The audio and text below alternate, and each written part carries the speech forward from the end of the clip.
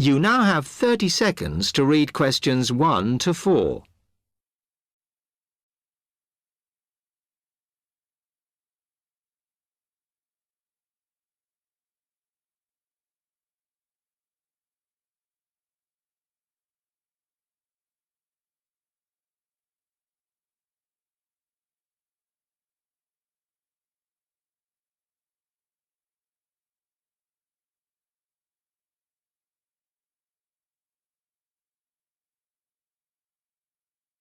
Hello, I'm interested in buying a DVD player. Can you help me, as I don't know very much about them?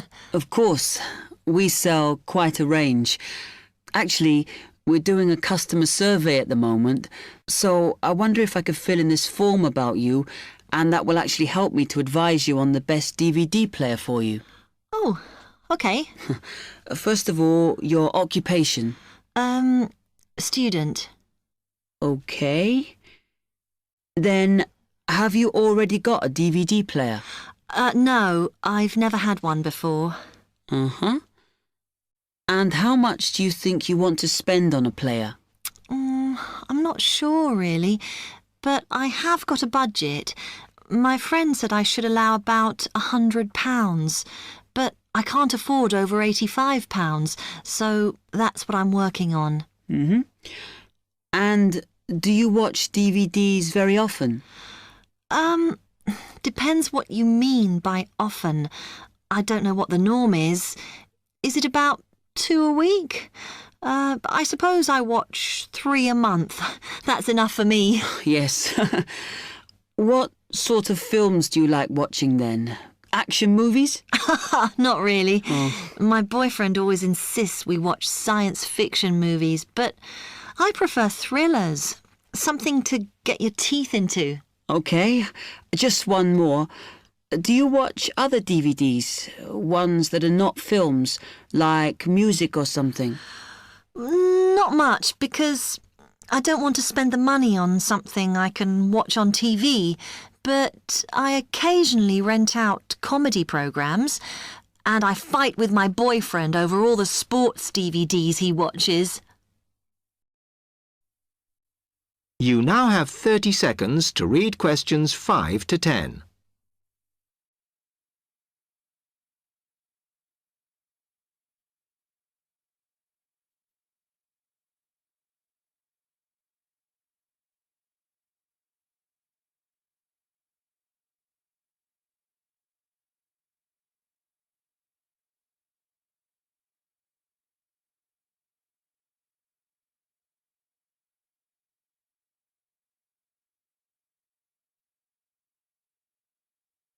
OK.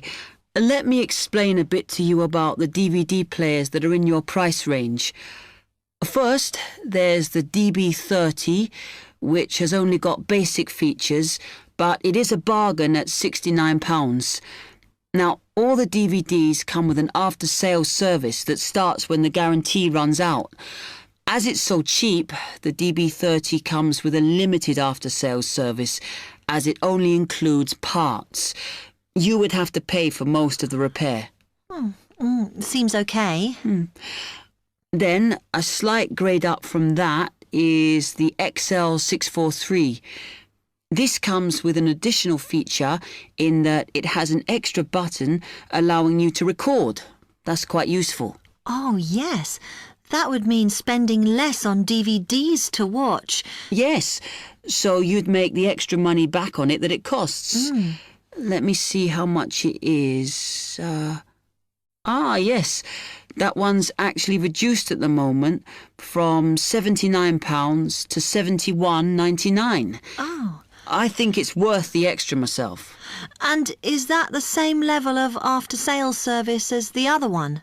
Well, you get a bit more for your money because what we're offering is a discount on labour. So you don't pay the full price if you have to call an engineer out.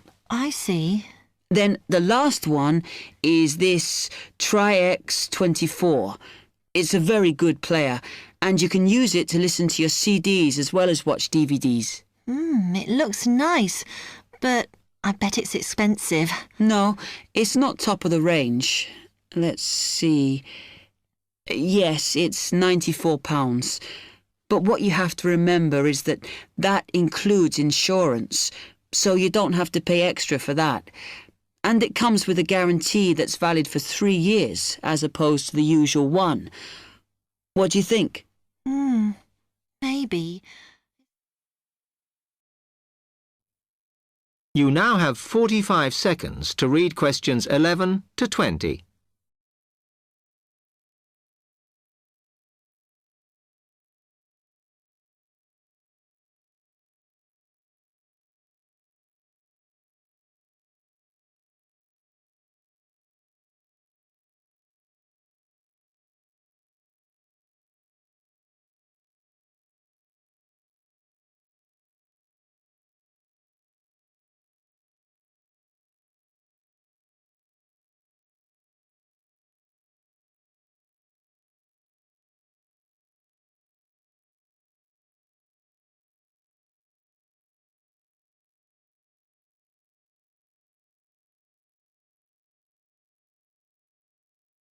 Thank you for inviting me to your residence meeting. My name is Martin Pugh from Safe Cell Alarms. I'm going to explain a little bit about home security, and I hope you'll all feel a bit better informed, and perhaps that you will even purchase one of the alarms we sell. It is all too easy these days for people to break into our homes. Did you know that 25% of all burglaries are committed by burglars breaking and entering via the back door? Even though it is locked, it is still relatively easy for someone to gain entry. And there are parts of our house that we think are not vulnerable because they look inaccessible. But they're not. So, if you're trying to protect your home, you should make sure the top floor is covered by that protection, not just the ground floor. We believe that the only way to secure your property is by having an alarm fitted. Just having the alarm on the outside can put burglars off, and we also recommend that you warn them about the alarm. To do this, we suggest you stick a sign in the front window of the house so it can be seen clearly. This alone should be enough to dissuade a burglar before they start. Now, our company has a range of alarms on offer, and I brought several along for you to see tonight. But let me just explain a few things about them. First of all of our alarms are highly visible. They're colored red, and on the underneath, there's a blue light, which you can see whether they are switched on or not. This acts as a deterrent to burglars who can see it as an active alarm system. Like most systems, our alarms are very sensitive, so you do need to look after them. You may be surprised to hear that a cat can often slink around unnoticed under the infrared beams, but a spider crawling across them will set them off. Also, our system is a little different from some. Most companies offer an option that connects their alarms to the police station. All our alarms have an automatic link to our company office. This means we can deal with a situation promptly and can sort out any alarms that have gone off by mistake. Okay, let me tell you about the installation of our alarms. Later on, I'll show you some house plans and diagrams of how the alarms operate, but you don't have to worry about them being intrusive, as we normally put them in hallways rather than individual rooms. The diagrams show you how the beams work to cover the whole house in this way. Oh, one small thing while I remember is don't leave your security code in your house. A lot of people keep it in the kitchen or their study, but we suggest you leave it with a neighbor so that if there is a break-in, the burglars can switch the system off. Now, regarding the practical aspects of installation, I know that many of you are out all day, and I'm afraid we don't install the alarms at weekends. But we do offer a service where we can fit the alarm system in the evenings for you, but we do charge a little bit extra for that. Finally, we do offer a range of systems, so I suggest you look at the leaflets on our prices. And please don't be put off from investing in a more sophisticated system to protect your home, as we do allow you to set up a monthly payment if it's too much in one go. Okay, now if you'd like to come forward. You now have 30 seconds to read questions 21 to 27.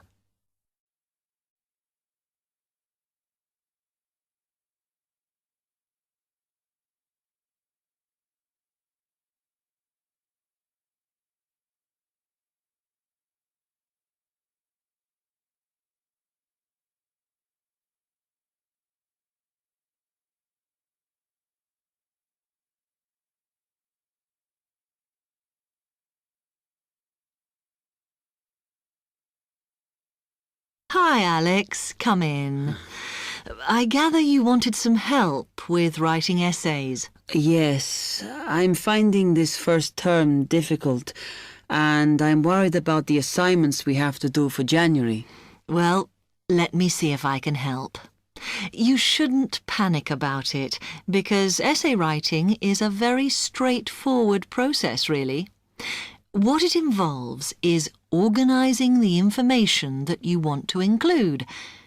You shouldn't have more than you can easily manage within the word count. Make sure you haven't got too much or anything irrelevant. You need to look at that and work out what you need and what you don't need before you start. And then you just have to think about how you're going to put forward your argument. Oh, that sounds very straightforward when you put it like that.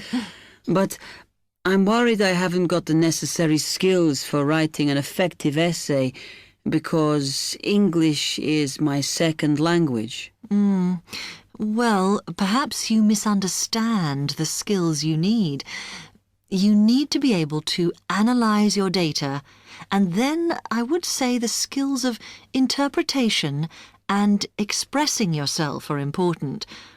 Perhaps it's this last one that bothers you, but the more essays you write, the more you will develop these skills. Yes, and I don't quite know how to improve at that. Though, as you say, I know practice will help. And I need to make sure I've got everything ready before I start. Yes. What is vital to good essay writing is preparation. So make sure you build in enough time to do the research you need. Are there any other sources I can use to help me with essays? Yes. You should go to the library and look through the reference section, because there are books that focus on the style we use in academic writing, and those will help you a lot. The other thing that you should think about is what happens when you've actually written your essay. Too many students just complete their work and hand it in, whereas what you should be doing is making sure that you edit it as thoroughly as possible. Oh, yes, that's a good idea. Then I'd pick up any mistakes and also see if it reads logically. Exactly. The other thing is, again, what a lot of students do is get their essays back, look at the marks, then just file it away. They don't realise that if they checked it through and looked at what the tutor had written, then they can learn from their old essays. Yeah, I can see that's a good idea. So, is that okay? You can always come back to me. You now have 15 seconds to read questions 28 to 30.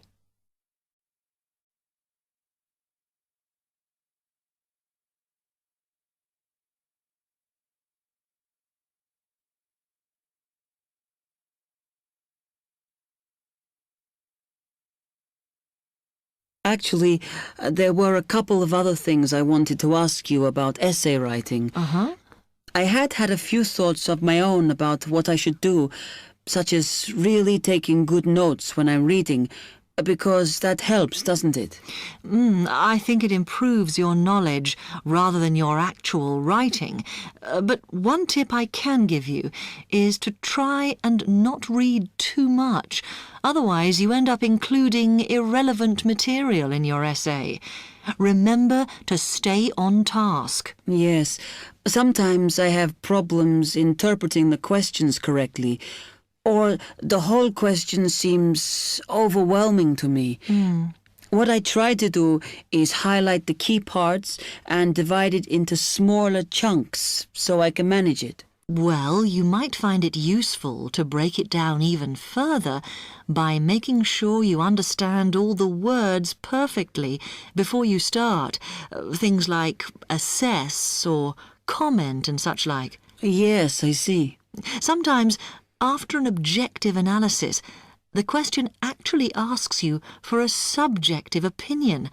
But you must remember to support your arguments if that's the case. One final comment I can make is about using your own words. You must try to do this as far as possible.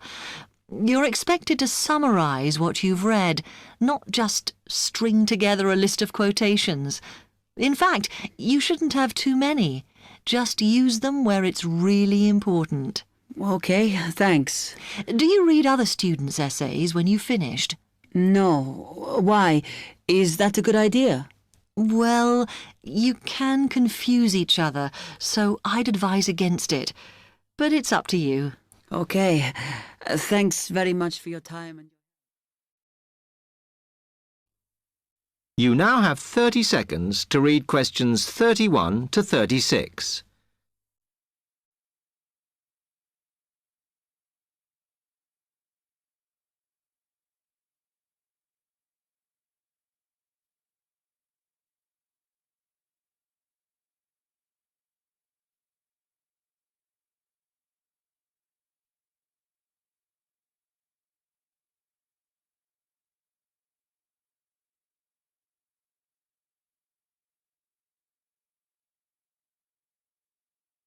OK, can you quieten down, please? Now, today I'm going to talk to you about your assignment. We've been studying the effects of the exchange rate, so I'm going to give you a project to do on this. Right, can you make some notes while I'm talking? The first thing that I'd like you to do in order to prepare this is to select where you're interested in. I mean, which country, and therefore which currency you're going to be operating in. OK, now the purpose of the project is to make money, and I'm hoping some of you will make a significant amount. So, I want you to suppose that you have £100 that you will have to invest purely in the rises and falls of the exchange system. In other words, you'll be trying to predict rates.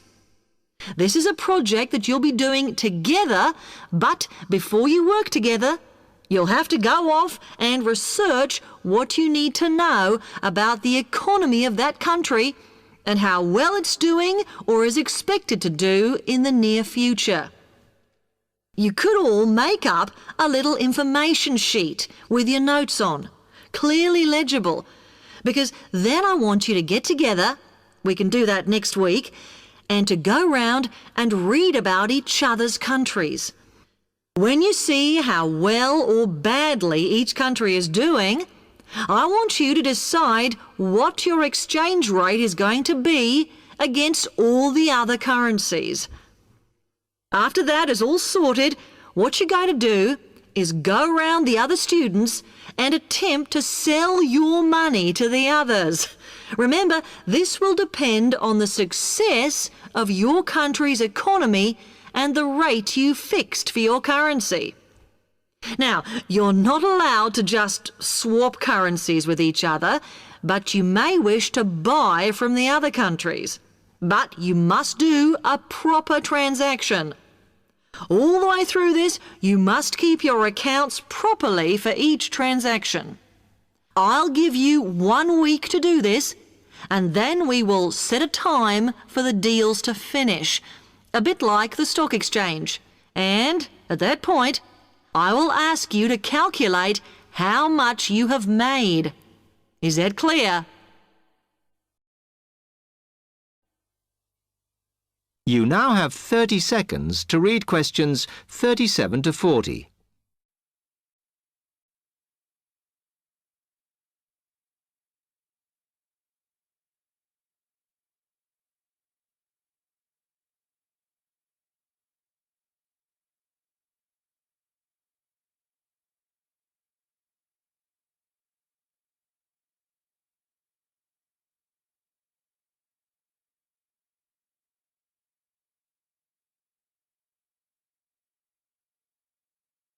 Okay, now before you begin that, there are a few things I want you to read up on to prepare.